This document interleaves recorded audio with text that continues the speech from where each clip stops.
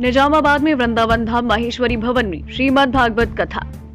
निजामाबाद वृंदावन धाम माहेश्वरी भवन में श्रीनिवास रामकिशोर तिवारी के यजमानी में व्यासपीठ पर श्रीमद् भागवत कथा वाचक परम पूज्य पंडित श्री अशोक जी पारिक भैया जी पूना महाराष्ट्र के मुखारविंद से शनिवार को पहले दिन को दोपहर 3 बजे से शाम 7 बजे तक, पहले दिन भागवत महाकथा गोकर्ण चरित्र भागवत श्रवण विधि, रविवार को दूसरा दिन नारद चरित्र परीक्षित चरित्र सुखदेव पूजन की कथा की गई।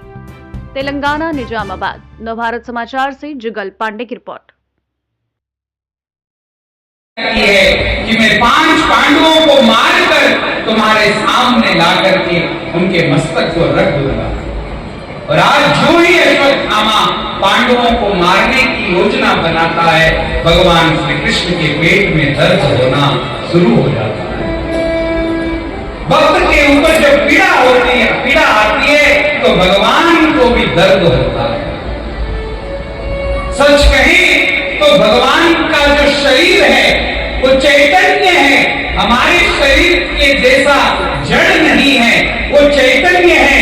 उनके शरीर में न तो कोई किसी भी प्रकार की कमी आती है, न उनके शरीर में कोई बढ़ोतरी होती है, न कभी उनको कभी कोई सुख मिलता है, न कभी उनको कोई दुख मिलता है, न कभी उनके शरीर में कोई रोग होता है और न कोई रोग कभी समाप्त होता है। भगवान के शरीर में किसी भी प्रकार का कोई रोग नहीं, लेकिन भक्त का जब पेट दुखता है तो भगवान का भी पेट दुखना आरंभ होता है। भक्त की पीड़ा ही भगवान की पीड़ा है। आज हम अपने भक्तों के ऊपर संकट आया हुआ देखा। रोज जिस कक्ष में पांडव सोया करते थे, वहां से उठा करके पांडवों को भगवान अपने साथ सुलाते हैं। कैसा सौभाग्य है पांडवों का जो कृष्ण के साथ सोते। द्वार के राणा पांडवा घरी, और द्वारिकाधीश पांडवों के घर बैठकर पांडवों की सेवा करते हैं।